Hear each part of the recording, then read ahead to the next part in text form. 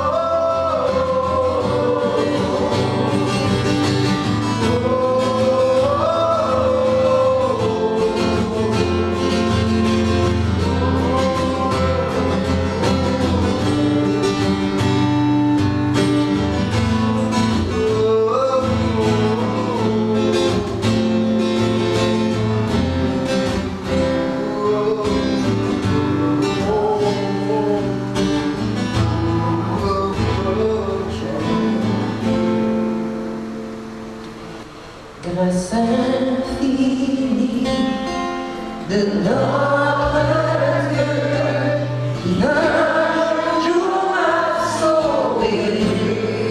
Oh, de lieu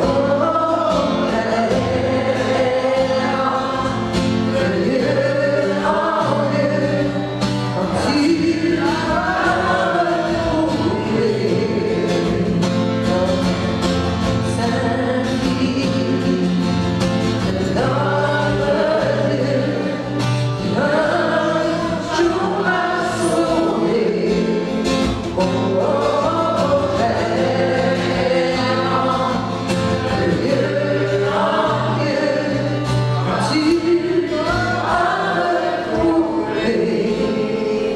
tu m'as retrouvé. Maintenant je vois l'amour, la grâce dans tes yeux, donnant ta vie pour moi. Vraiment de la mort,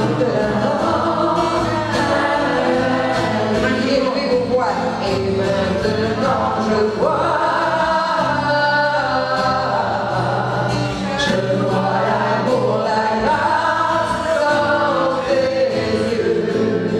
Donnant ta vie pour moi, me ramenant de la mort à la vie. Une dernière fois, et maintenant je vois l'amour, la grâce dans tes yeux, donnant ta vie pour moi.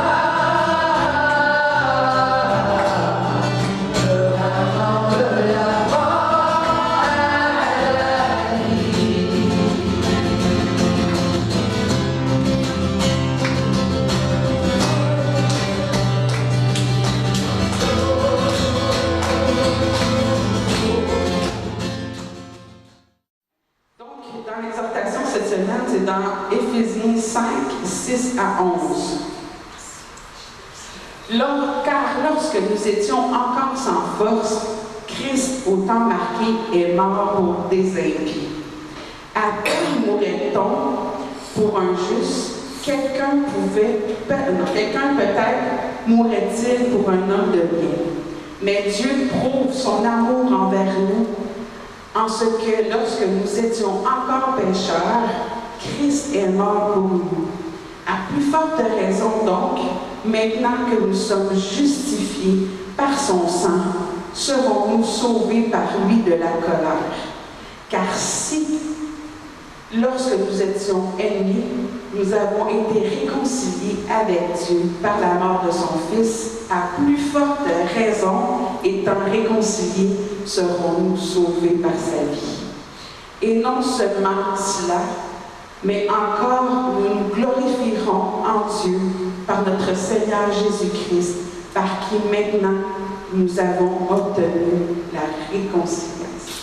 Amen. Amen.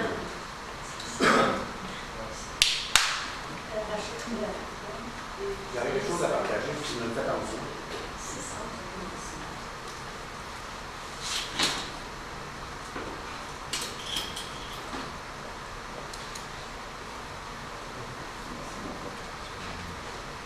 Oh boy, ok. Toi qui monte le matin, ça monte fort pas mal. C'est quoi un vrai guerrier? C'est quoi un vrai chrétien? C'est quoi un vrai guerrier? Un Un guerrier, c'est pas une personne qui va partir et qui va se battre pour les chrétiens puis la religion, pour la gloire de Dieu. Envers les hommes, se battre contre les hommes. Un vrai guerrier se bat pour ses frères et sœurs. Amen! On voit trop souvent des loups rentrer dans les églises et sortir des brebis. Nous autres, en tant que guerriers, on est là pour protéger les brebis qui sortent. Je trouve ça un peu... Je vois des choses ce matin, là, puis ça m'attriste. En même temps, mais j'ai besoin de le dire. Oui. On a plus de temps à parler avec les pécatiers qui peuvent dire les églises, peu importe, on va magasiner les églises. Quand on est à une classe, on est les vrais guerriers pour les frères et sœurs. Amen. C'est-tu qui C'est beau que je t'ai annoncé le pour moi. Mais gloire à Soyez Dieu. bénis. Gloire à Dieu. Gloire à Dieu. Restez dans la Merci pour l'exhortation, l'encouragement dans la foi. Amen. Merci Seigneur. Merci Seigneur. Tu t'adresses à nous autres, Seigneur, à travers chacune. Seigneur, quand on est dans l'esprit, Seigneur mon Dieu, c'est ta voix qui se manifeste. Et je me rends grâce, Seigneur, que tu te sois manifesté à travers mon frère Sylvain. Parce que ces paroles, Seigneur, sont vraies, sont véridiques. Seigneur, il y a des choses qui arrivent. Il y a des épreuves qui nous frappent. Des fois, on peut être ébranlé. Mais Seigneur, ce matin, rempli de l'Esprit Saint, je le déclare haut et fort. Satan, tu ne voleras pas notre joie. Au nom de Jésus, arrière de nous. Parce que la joie du Seigneur est en nous, par son Saint-Esprit qui vit en nous, qui nous remplit. Au nom de Jésus, j'ai prié. Amen. Amen. Bon matin. Hey! Alléluia. Si vous le voulez bien, on va commencer sans plus attendre, parce qu'on est toujours excité de faire nos exercices, parce qu'on est toujours excité de faire notre workout, parce qu'on devient de jour en jour de plus en plus fort en Christ. Alléluia. Amen. Amen. Donc, tous ensemble, si vous le voulez bien, d'une seule voix, unis, comme une seule famille, en Christ Jésus. Je reçois la vie et la santé dans tout mon être, parce que le Seigneur désire que je prospère à tous égards, et que je sois en bonne santé comme prospère les Est-ce que je peux avoir un très très grand Amen? Amen! Alléluia! Je ne manque de rien, car mon Dieu pourvoit à tous mes besoins, selon sa richesse avec gloire. Amen! Je suis juste parce que Jésus s'est fait péché pour nous, afin que nous devenions en lui justice de Dieu. Amen! Je suis fils du Dieu car tous ceux qui sont conduits par l'Esprit de Dieu sont fils de Dieu. Amen. Je remplis les fonctions d'ambassadeur pour Christ, parce que par nous, Dieu exhorte les hommes à se réconcilier avec lui. Amen. Je suis une nouvelle créature, parce que je suis mort au péché avec Christ, et que je suis ressuscité avec lui en nouveauté de vie. Amen. Et cette vie est éternelle, parce que Dieu a donné son Fils unique, afin que quiconque croit en lui ne périsse pas, mais ait la vie éternelle. Amen. Esprit Saint de Dieu, je suis l'âme de l'Église d'Assemblée située à Sherbrooke, au Québec. Et je te déclare que je suis intéressé aujourd'hui à connaître quelle direction pour ma vie dans le plan parfait de mon Père qui est dans les cieux. Amen. Est-ce qu'on peut acclamer le Seigneur ce matin? Le Dieu de l'univers, celui de l'univers. Alléluia. Alléluia, Seigneur. Alléluia, mon Dieu. Amen. Amen. Amen. Oh oui. Ah, alléluia. Seigneur, ce matin, on veut célébrer ton amour. Seigneur, ce matin, on veut prendre conscience, Seigneur. Comment est-ce que tu es bon? Comment est-ce que tu nous aimes?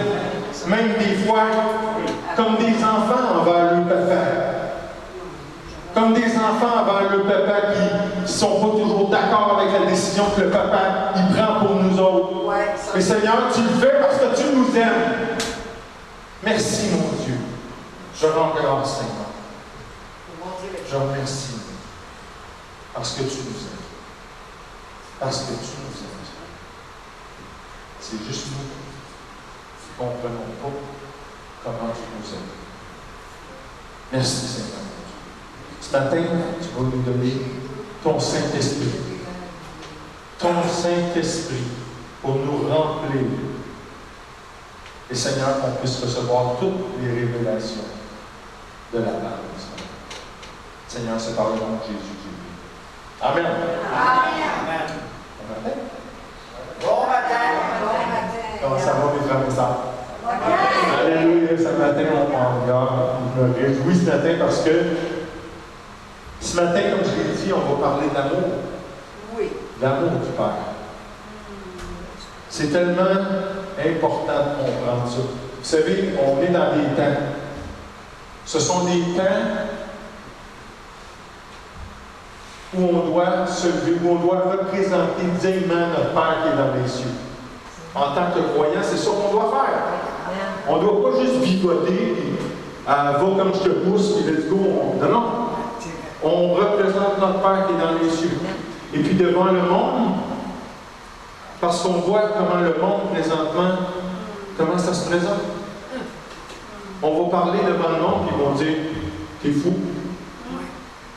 Oui, je suis fou de Dieu. T'es fou, mais ils vont nous dire aussi, vous êtes méchants. Ils vont nous dire, ils vont vous le dire, vous êtes méchants. Mais comme nous, des fois, ils ne comprennent pas comment Dieu aime.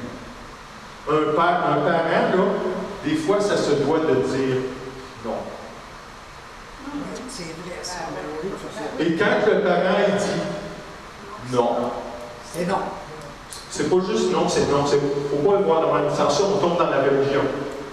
Le parent qui dit non, c'est parce qu'il aime son enfant. C'est parce que lui, il a peut-être déjà passé par là, il sait comment est-ce que son enfant il va se révéler dans un mur.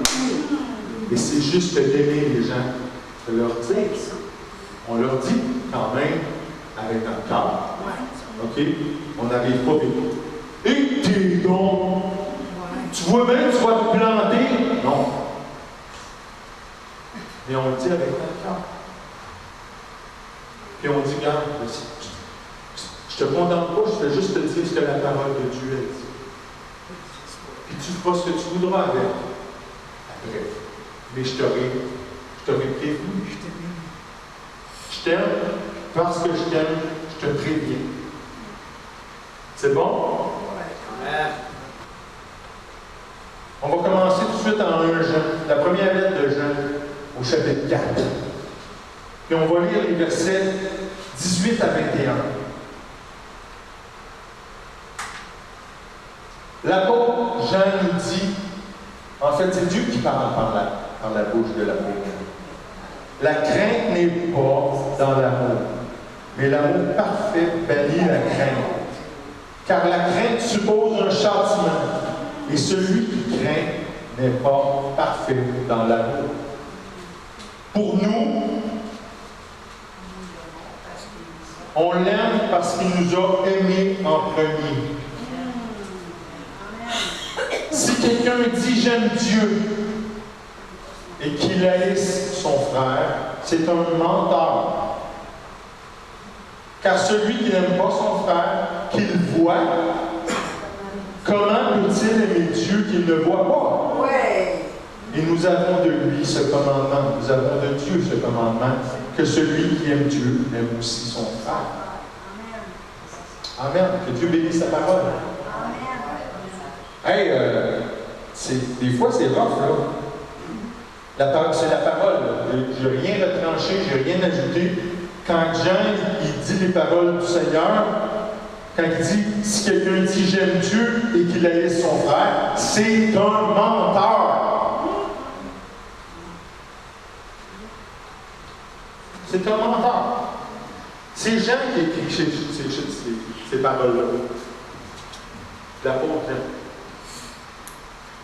Avec son frère Jacques, c'était un des deux Boanerges. Savez-vous, c'est quoi des Boanerges? C'est un mot grec qui signifie, c'est Jésus qui les avait appelés comme ça. Jésus les a appelés Boanerges. Ce sont les fils du tonnerre. Parce qu'à un moment donné, Jean et Jacques, alors qu'ils étaient en Samarie, ils ont dit à Jésus, veux-tu qu'on invoque le feu du ciel pour tomber sur eux autres? Et c'est là que Jésus les a nommés les fils du tonnerre. Jean, un beau énergèse qui a écrit ça. Comment est-ce qu'il a fait pour écrire ça? Par un esprit né de nouveau. Un esprit né de l'Esprit de Dieu et de vérité. Wow! Quelle transformation! On va tourner dans la lettre de Paul aux Éphésiens, au chapitre 2, et on va lire les versets 1 à 7. Paul nous dit que vous étiez morts. Bon, là, ça part fort, hein? Comme Jean tout à l'heure, il est menteur. Mais là, Paul dit, vous étiez morts par vos offenses et par vos péchés, dans lesquels vous marchiez autrefois selon le train de ce monde, selon le prince de la puissance de l'air, de l'esprit qui agit maintenant dans les fils de la rébellion. Au verset 3.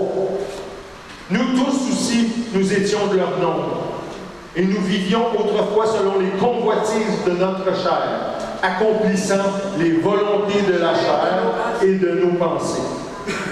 Et nous étions par nature des enfants de colère comme les autres. Mais Dieu, qui est riche en miséricorde à cause du grand amour dont il nous a aimés, nous qui étions morts par nos offenses, nous a rendus à la vie avec Christ.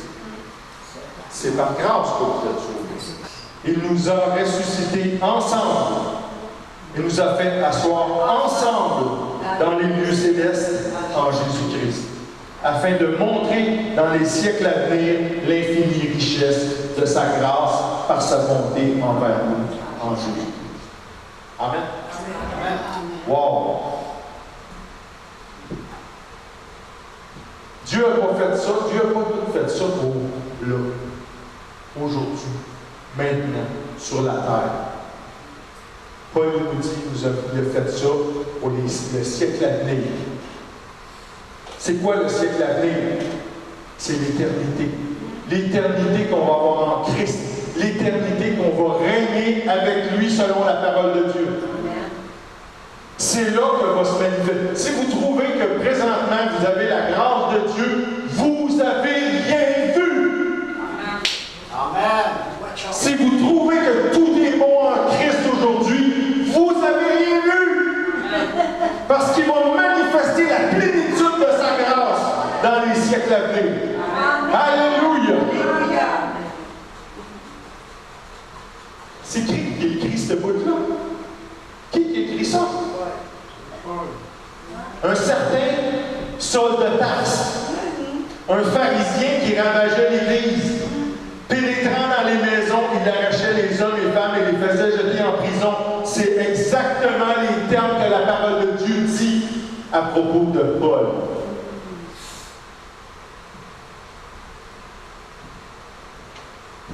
Comment est-ce qu'il peut prétendre écrire sur l'amour de Dieu, ce gars-là?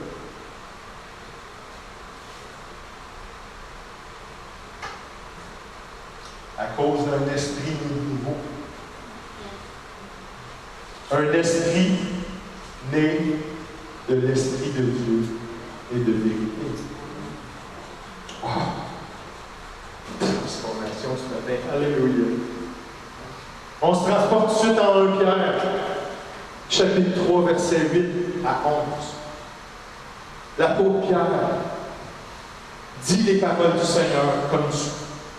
Enfin, soyez tous animés des mêmes pensées et des mêmes sentiments, pleins d'amour fraternel, de compassion, d'humilité. Ne rendez point mal pour mal ou injure pour injure. Bénissez au contraire, car c'est à cela que vous avez été appelés afin d'hériter la bénédiction.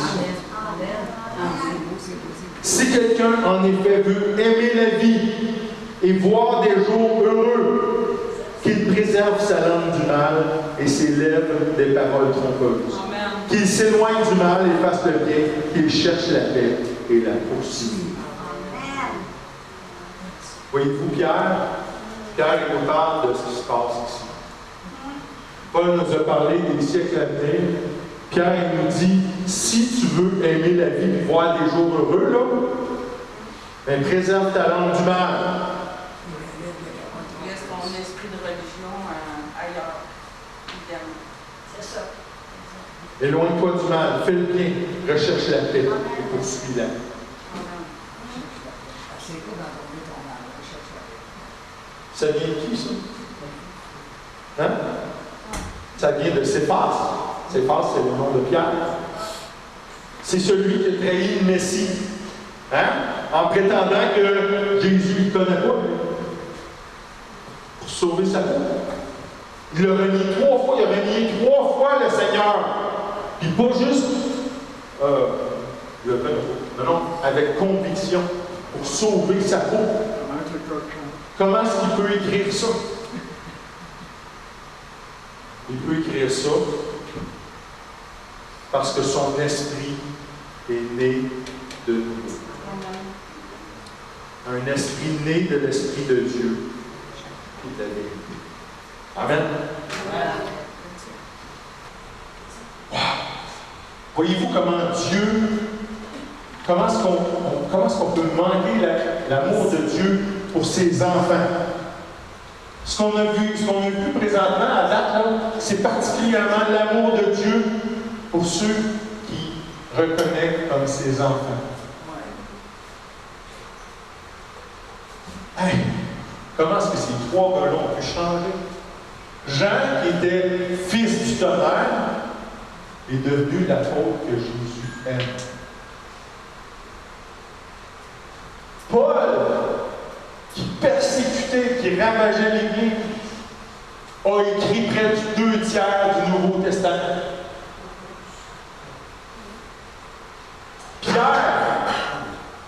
Pierre qui publiquement a dit non, moi je ne connais pas Jésus, je ne m'associe pas à cet homme-là. Jésus par 3 fois lui a dit, Pierre, m'aimes-tu? Aime-moi. Ah, Seigneur. Merci, mon Dieu, pour ton amour. Pour ta miséricorde, Seigneur. Merci. Mais ça ne se limite pas à ça. Dieu aime tous les hommes. Amen. Puis on voit une partie encore pour ses enfants, mais aussi ce qui peut être donné à tous les hommes. Dans la lettre de Paul aux Romains, au chapitre 8, versets 28 à 30, on connaît bien ce passage. On le connaît bien. Hélas, trop souvent, par exemple, on l'utilise hors de son contexte.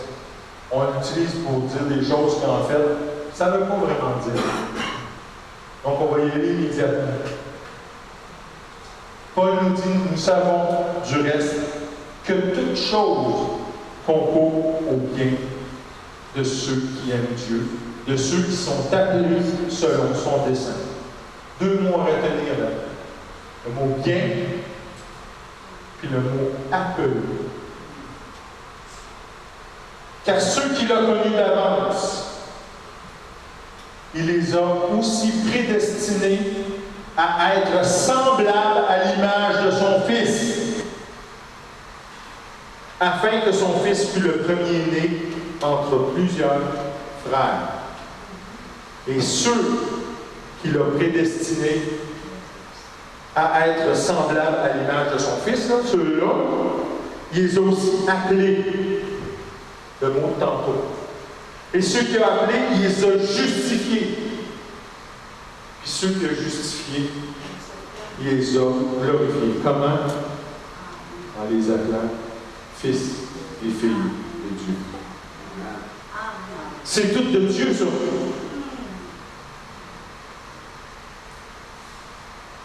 C'est tout de Dieu. Pour que personne d'entre nous autres puisse se péter les bretelles. Pour que personne se glorifie quoi que ce soit de ça.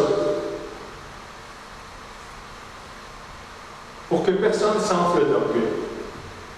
Par contre, ça m'attriste de voir que dans certaines parties du corps de Christ, les gens vont dire, quand on déclare ces choses-là, les gens vont dire, tu te prends, toi?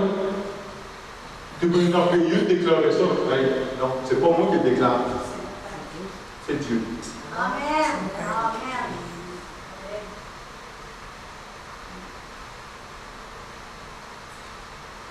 C'est pas de l'orgueil que de déclarer ce que Dieu a déclaré sur toi. C'est de connaître notre identité. C'est tout. Je reviens au mot qu'on a retenu tantôt.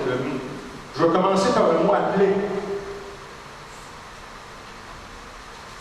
Moi, maintenant, je n'ai pas d'appel pour un ministère. Je suis d'accord. Quand on parle des 5 ministères, je peux comprendre que tu n'as pas d'appel à être apôtre, à être prophète, à être évangéliste, à être pasteur, à être docteur. C'est correct.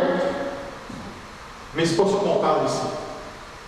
Ce que Paul parle, quand il dit appelé selon son dessein, c'est sauver. Parce que vous avez été appelés du milieu du monde. Vous étiez du monde avant.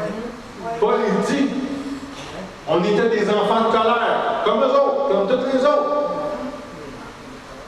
Mais on a été appelés. L'Église ecclésia, ça veut dire sorti, mis à part, sorti du monde. Vous avez été appelés.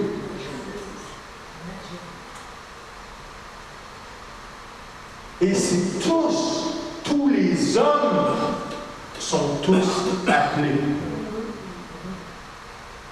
Vous avez déjà entendu la parole, il y a tous sont appelés, mais il n'y a plus d'élus. Ça, c'est le droit à faire. Tous sont appelés. Tous! Tous! Mais élus, c'est qui ont choisi de suivre Jésus-Christ. Qui ont choisi. Parce que si tu penses que je vais suivre ça, moi, je ne sais même pas s'il existait. Toutes les raisons. Dans la vie, vous savez, il y a toujours deux affaires. Okay? Dans la vie, là, vous pouvez avoir des excuses ou vous pouvez avoir des raisons. Okay? Comme des fois, c'est pas un jugement. Des fois, même moi, j'aimerais mieux rester couché que venir le dimanche. Parce qu'à un moment donné, je suis fatigué, puis je veux rester couché, puis mot te dire que mon oreiller est donc douce. Dans ce temps-là, j'ai deux choix. Soit je me trouve des excuses pour ne pas le faire, ou bien je me trouve des raisons pour le faire. Toujours. Ensuite de ça, on a parlé de toute chose concourt au bien. Le mot bien. Bien, c'est clair, on vient de dire qu'on était appelé, on était appelé à être sauvé, mais le bien, c'est ça, c'est le salut. Tout concourt au bien, tout concourt à ce que les gens soient sauvés. Il n'y a plus rien à faire à part d'amener la parole, amener la bonne nouvelle. Il n'y a plus rien à faire. Jésus a tout fait. Je l'ai souvent dit, et je vous arrive pas, je n'ai pas de copyright là-dessus, OK? Vous pouvez l'utiliser comme vous voulez. Je l'ai souvent dit, le monde, ils ne veulent pas accepter Jésus-Christ. Pourquoi? Genre, toutes les raisons sont bonnes. Tantôt, je disais, les excuses, là. Toutes les excuses, pour eux autres, sont toutes bonnes de ne pas accepter Christ. Mais si jamais il y a quelqu'un qui dirait, pourquoi j'accepterais Christ? Mais tu sais pas cette affaire-là? Ben, vous avez juste à le dire. Moi, souvent, je vais faire cette petite analogie-là. Ce matin, là, j'écris un chèque pour une valeur d'1 million de dollars, et je mets ça ici, puis il y a ton nom dessus. T'es-tu plus riche? Non. Non?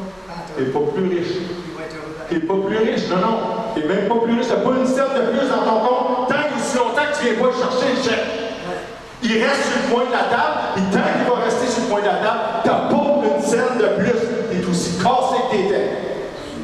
Et c'est ça dans le spirituel qui arrive aux gens. Les gens, ils sont brisés, sont cassés spirituellement. Ils sont morts. La parole de Dieu, elle dit, tous sont morts, ils sont privés de la gloire de Dieu. tant que le chèque est resté là. Le jour où ils vont se lever, ils vont prendre le chèque, ils vont prendre le nom de Jésus, ils vont accepter Jésus-Christ, bang! Ils viennent de tomber riches. De la vie éternelle. Amen! Alléluia!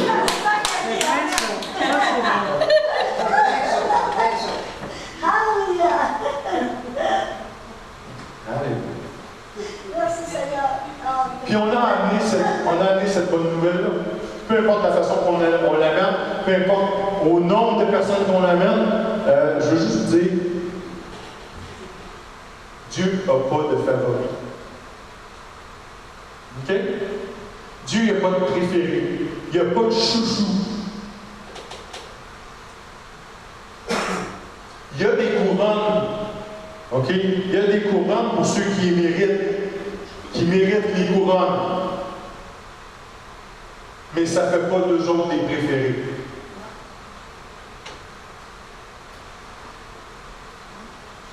Trompons-nous pas. Dieu, vous avez vu le titre tantôt, Dieu, il veut plus que nous autres. Il veut plus pour nous que nous pour nous. Il veut plus pour les gens du monde que les gens du monde veulent pour eux autres mêmes.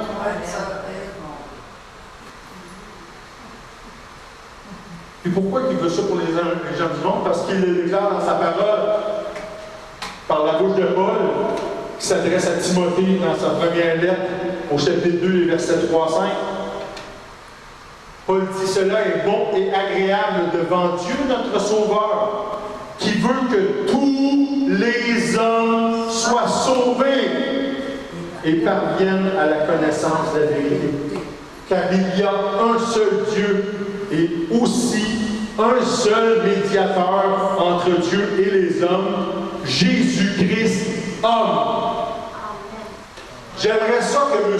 le Pape qui regarde la vidéo aujourd'hui et qu'il lise ce qui est écrit dans la parole de Dieu. Un seul médiateur, Jésus-Christ. Amen. Amen. Jésus-Christ. Un seul médiateur. On ne retire pas Jésus-Christ du salut. Alléluia. Mais Dieu, il veut que tous les hommes soient sauvés. Tous les hommes. Que tous soient sauvés.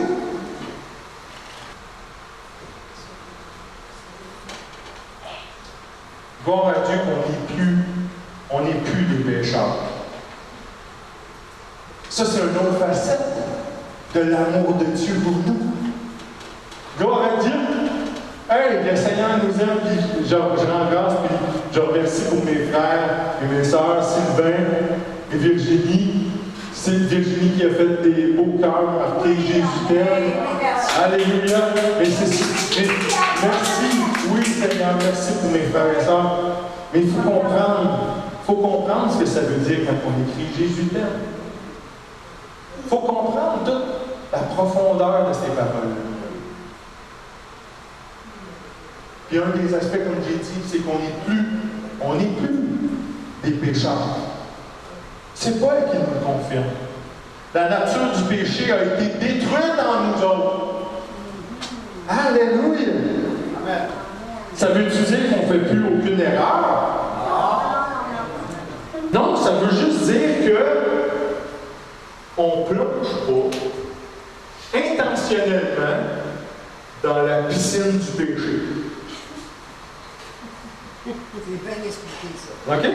Ça veut dire qu'on a peut-être encore des défis, on a peut-être encore des challenges, des faiblesses, mais qu'on est décidé de s'en sortir.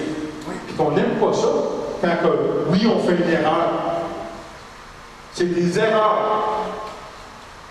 Parce qu'un chrétien né de nouveau ne pêche pas intentionnellement.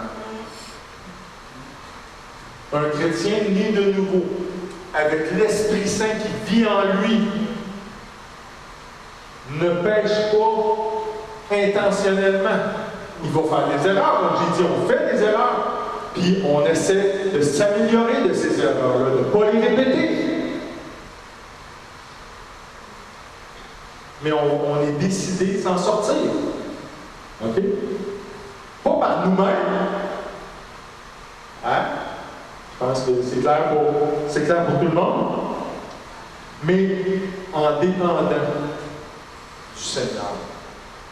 En dépendant du Seigneur pour nous fortifier quand on est dans la tentation.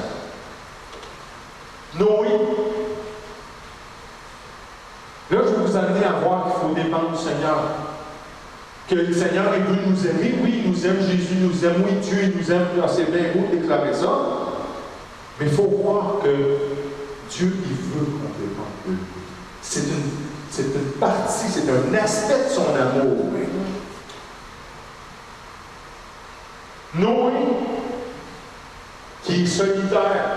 Imaginez-vous, là, mettez-vous à sa place, là, vous êtes juste avec votre petite famille.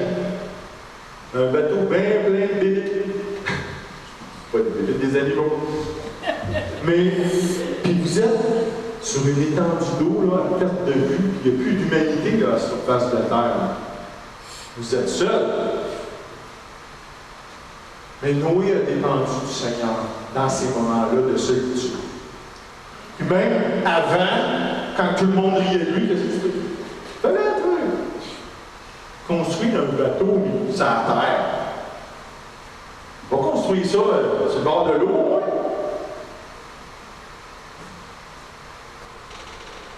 Abraham,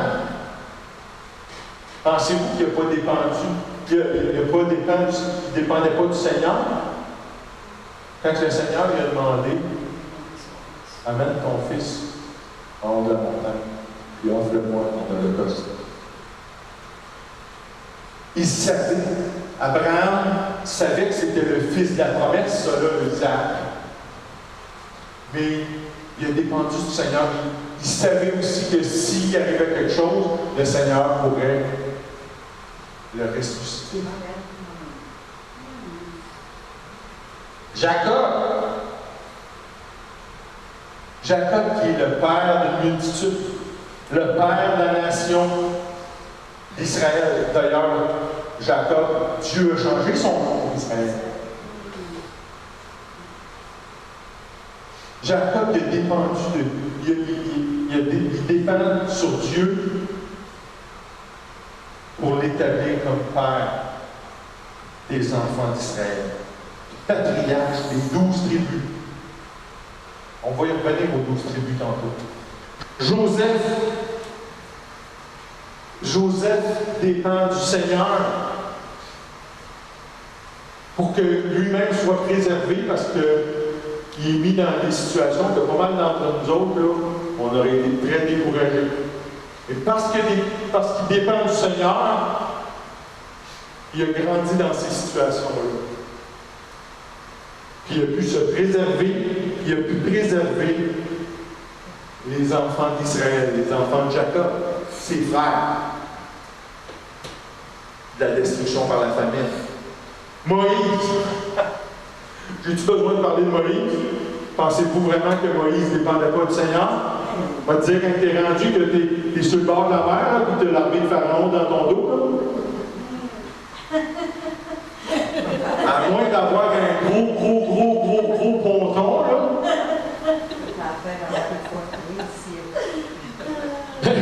C'est juste une occasion, ça, parce qu'à un moment donné, il s'est retrouvé au désert, on n'a rien à manger.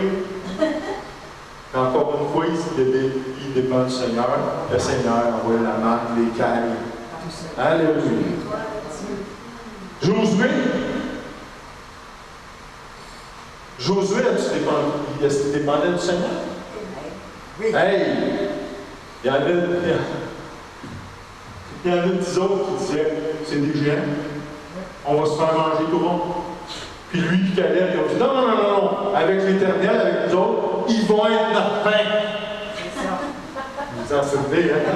Alléluia. Gédéon, Barak, Samson, Jephthé, David, Samuel. Allez lire dans l'Hébreu, chapitre 11. Ils tous ont dépendu du Seigneur.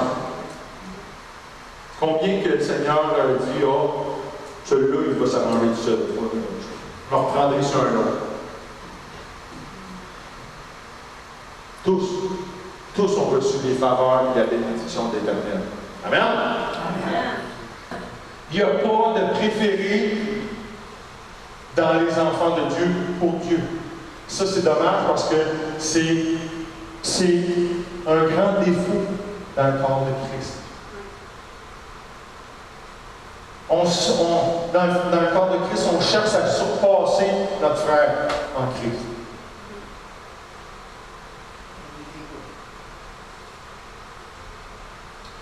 C'est par l'Esprit Saint de Dieu, je reviens tantôt à Israël, qu'Israël, Jacob, a établi les 12 tribus à travers ses fils devant l'Éternel. C'est par l'Esprit de Dieu qu'il a pu faire ça. Il y a eu 12 tribus qui ont été créées. Il n'y a pas aucune tribu qui était préférée devant l'Éternel, une plus que l'autre. Puis il y a des tribus qui se sont séparées de l'Éternel momentanément.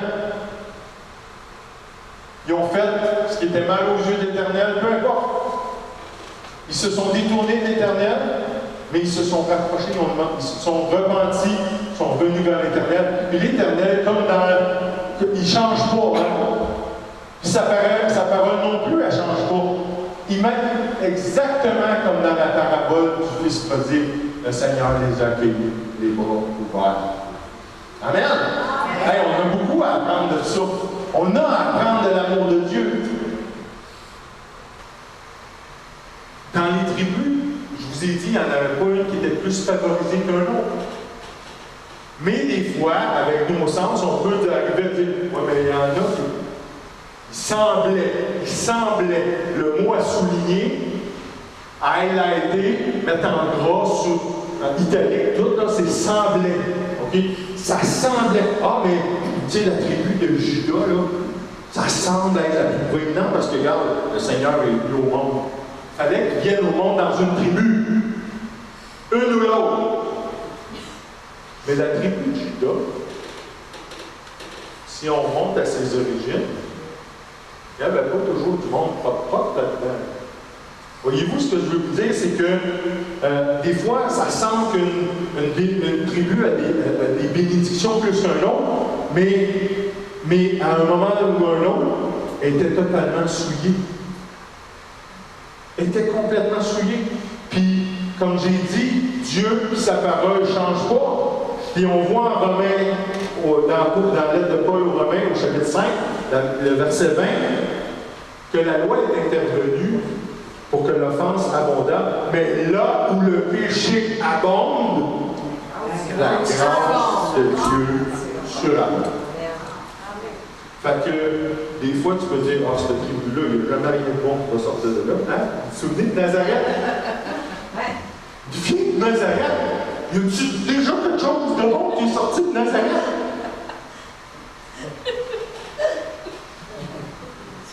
Et là où le péché abonde, la grâce surabonde. Parce que c'est quand nous sommes faits que lui se manifeste. Il est fort. Amen. Puis aujourd'hui, nous autres, on ne marche pas dirigé par la loi, là, comme le texte vient de mentionner, mais comme né de nouveau. Né de nouveau, dirigé par l'Esprit de Dieu. Puis, comme pour les 12 tribus, il n'y a pas d'exception, il n'y a pas de préféré parmi les membres du corps de Christ. OK? Tous les membres du corps de Christ sont nécessaires. Il n'y a que la science médicale de l'homme pour déclarer qu'un membre est inutile. Ah, puis on va en faire l'ablation. Ou bien on va l'amputer. Puis, utile. Dieu, il veut tous ses enfants. J'aimerais ça que vous répétiez avec moi. Dieu veut tous ses enfants. Dieu veut tous ses enfants. Alléluia. Oui. Fait que Dieu, il veut les catholiques. Il veut les luthériens. Il veut tout. Il veut les presbytériens. Il veut les anglicans. Il veut les frères en Christ. Il veut les baptistes, il veut les pentecôtistes, il veut les charismatiques, il veut tout! Oui. Amen.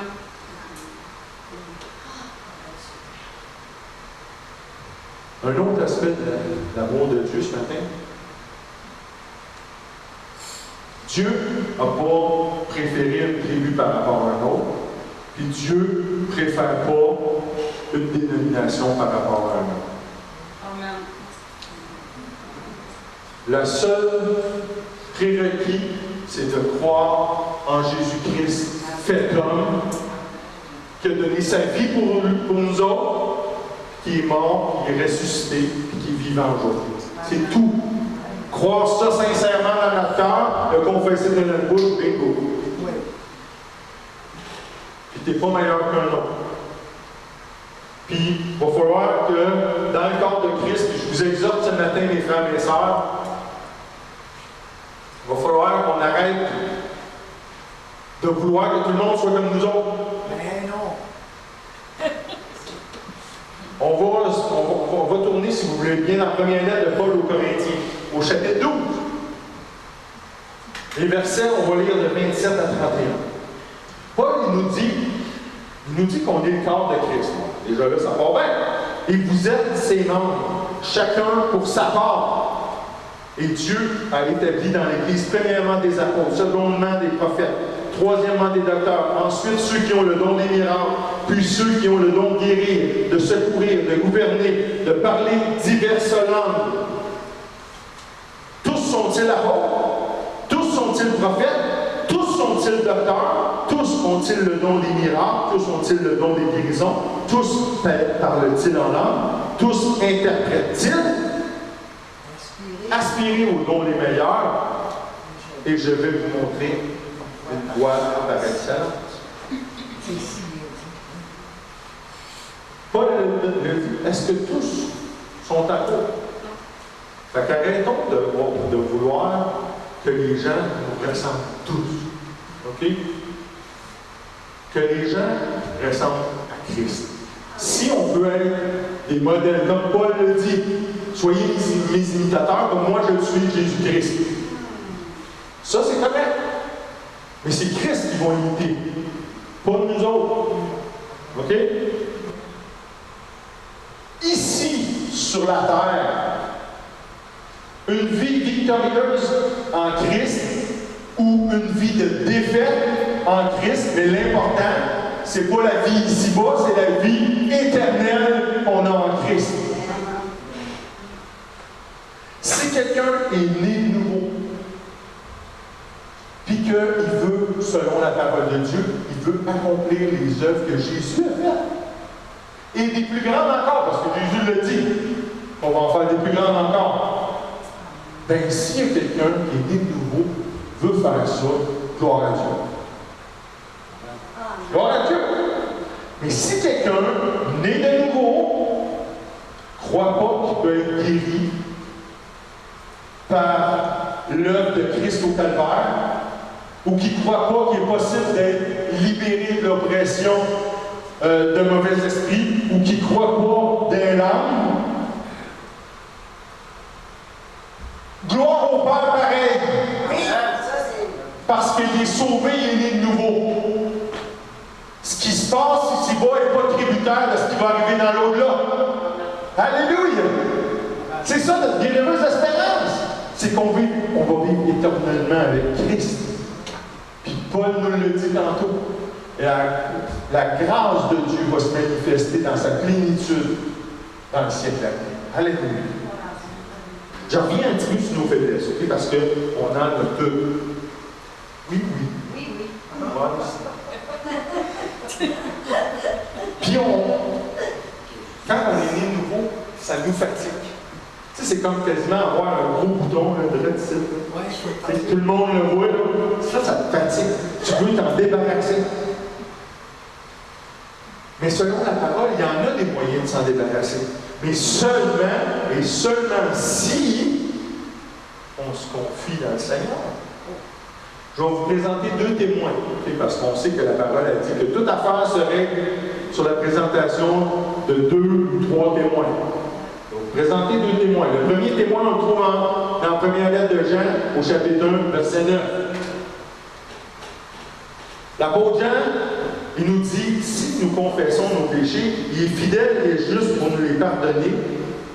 Et c'est là que c'est le fun. Et pour nous purifier de toute iniquité. Oui, on lui demande pardon et il nous pardonne nos péchés. C'est pour ça, tantôt, que j'ai dit, on est tous des pécheurs. Parce que si on se dit, « Ah, moi, je suis un pécheur, Seigneur, je suis désolé, je suis un pécheur. » t'es pas né de nouveau. T'es pas né de nouveau parce que Jésus est mort à la croix, tu es un pécheur. Puis si tu te considères encore, « Moi, je suis un pécheur. » ben, tu viens de dire que tu es encore dans ton ancienne nature, puis que Jésus est mort à la croix absolument pour rien. Je vous l'ai dit, oui, on commet des erreurs, mais on ne pêche pas intentionnellement. Puis là, Jean, il vient de nous dire, hey, ça c'est une bonne nouvelle, ça. Il nous dit que si on demande pardon au Seigneur, il va nous pardonner. Mais qu'en plus, il va nous purifier de toute cette boîte-là. Alléluia. Alléluia. Éventuellement, progressivement, le bouton, il va partir.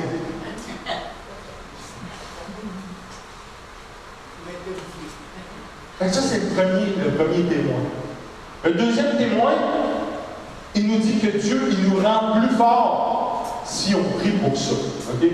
On n'est pas obligé de prier pour toutes sortes d'affaires, on ne sait pas, on ignore que ce soit. Prions pour des choses qu'on sait que Dieu va nous exaucer. Seigneur, supporte-moi, rends-moi plus fort devant la tentation. Ça fait partie de notre Père. Et Jésus nous a dit, priez comme ça. On peut prier comme ça.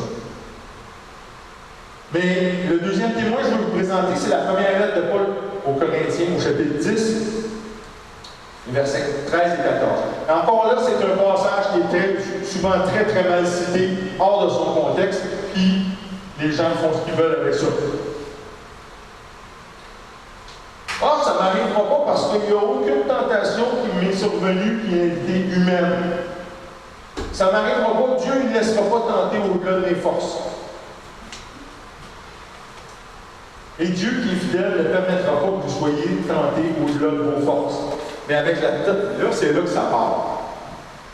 Mais avec la tentation, il préparera aussi le moyen d'en sortir, afin que vous puissiez la supporter. C'est pourquoi, mes bien-aimés, fuyez l'idolâtrie. Pourquoi? Parce qu'il faut se confier dans votre personne. Puis Dieu, il est ou non, il ne vous laissera jamais être tenté au-delà de vos forces, mais vous ne serez jamais tenté au-delà de vos forces si vous dépendez de Dieu. Puis, hélas, ce n'est pas une condamnation que j'amène ce matin, c'est une constatation. Il y a des gens qui abandonnent, il y a des gens qui s'enlèvent la vie parce que l'épreuve est trop dure. Pourquoi? Parce qu'ils ont été selon leur propre force. Oui. Ils ne se sont pas appuyés sur le Seigneur. Parce que le Seigneur, lui, il donne même le moyen de sortir de l'épreuve. Dieu il est fidèle. Il nous fortifie. Quand, dans la minute que tu rentres dans l'épreuve, il va te fortifier. Puis il va te supporter tout au long de l'épreuve. Tout au long. Si tu t'en remets à lui. Amen. Parce que c'est lui qui prépare le moyen de sortir. Si toutefois, on est obéissant. Si on est obéissant, pourquoi on sera obéissant? Parce qu'on l'a déclaré tantôt que ceux qui sont conduits par l'Esprit de Dieu sont appelés quoi? Fils et filles de Dieu. Trop souvent, là, ce qui arrive, c'est que dans l'épreuve, on fait la sourde oreille à l'Esprit, au Saint-Esprit. Il ne faut pas oublier comment est-ce qu'on procède avec le Saint-Esprit. Comment est-ce qu'on procède? Vous souvenez-vous comment on procède pour marcher dans l'Esprit? Hein? On s'assied, on prie, puis on dit « Seigneur, Seigneur, montre-moi, montre-moi. » C'est ça? Non. Non, hein? Non. Non, on fait comme Paul.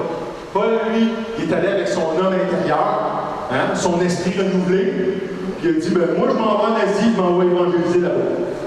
Fait qu'il est parti. Mais l'esprit de Jésus l'a arrêté. Et c'est la même chose pour nous autres. Imaginez-vous, là, vous êtes devant un pont.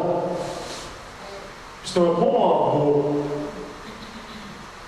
Puis il n'y a pas d'air safe. Vous voyez le pont à peu près? Avance. OK? Selon ce que ton homme intérieur est dit.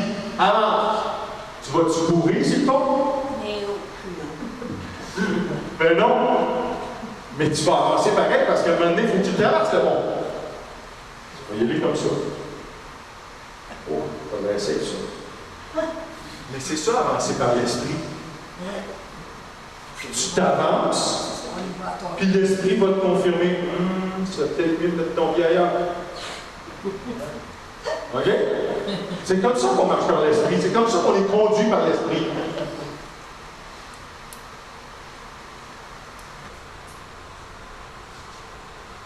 On y va avec notre petite voix tranquille, notre petite voix intérieure, notre homme intérieur.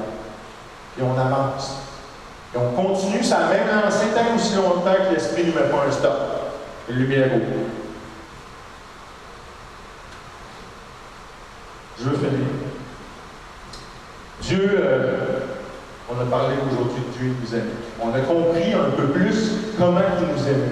On s'est rendu compte que Dieu, ce qu'il veut, c'est notre intérêt, le meilleur. OK? Même si des fois, c'est ça. Des fois, on ne mesure pas toute l'ampleur de son amour. Puis on n'est pas en mesure de qualifier son amour de façon impartiale parce que ça nous regarde nous autres. Fait qu'on est subjectif au lieu d'être objectif. On va dire, ah ben là, ça, je ne m'attendais pas à ça.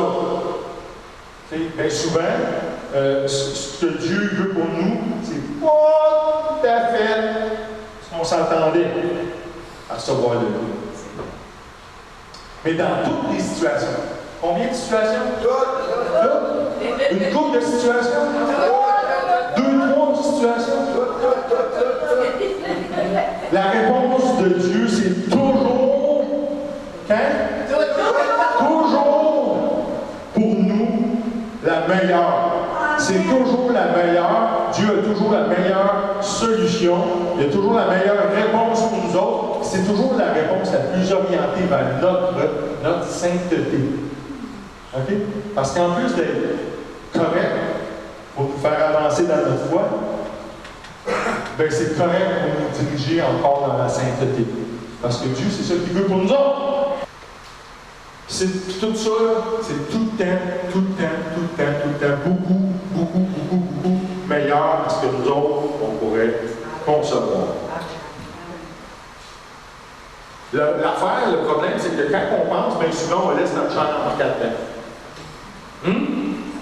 Puis on laisse les désirs de notre chair s'insérer dans nos décisions, dans nos pensées. Puis on sait pourtant que les désirs de notre chair, c'est quoi qu'ils ont, les désirs dans notre chair? La chair a des désirs contraires à ceux de l'esprit. Puis l'esprit a des désirs contraires à ceux de la chair. Puis ils sont opposés entre eux afin qu'on ne fasse pas ce qu'on veut. Bien faire ce qu'on veut, c'est pas bon. C'est pour ça que c'est tellement important de faire mourir les actions de la chair. C'est tellement important de renouveler ça ici. Ah non, il ne va pas nous parler encore de renouveler nos pensées. Mais oui! Alléluia! Puis il faut faire mourir la chair, parce que la chair, là, c'est quoi? C'est un voile. C'est un voile qui nous tombe d'en face, puis qui nous aveugle à ce que Dieu a prévu pour nous autres. OK? Notre chair, là, tu sais, Dieu, là, il désire pour nous autres une telle situation, OK? À un temps bien précis. Puis nous autres, par notre chair, ben, c'est pas assez. Puis c'est pas le bon timing.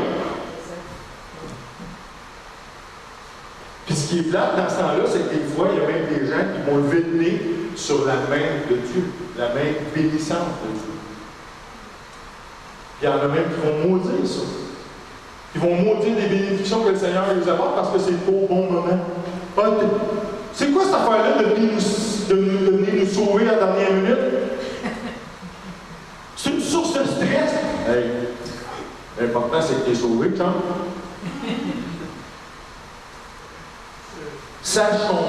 Sachons-le bien, tout ce que Dieu a pour nous est bon. Amen. Non. Tout ce que Dieu pour nous est très bon. Amen. Non. Tout ce que Dieu a pour nous est excellent et parfait. Amen.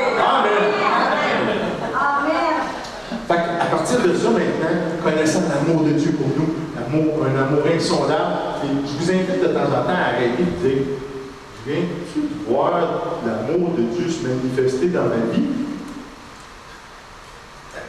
Arrêtez, posez-vous la question. Parce que maintenant, là, on va rendre grâce véritablement maintenant. Avec un cœur reconnaissant. De recevoir, puis on va la recevoir, la bénédiction que Dieu nous accorde par amour.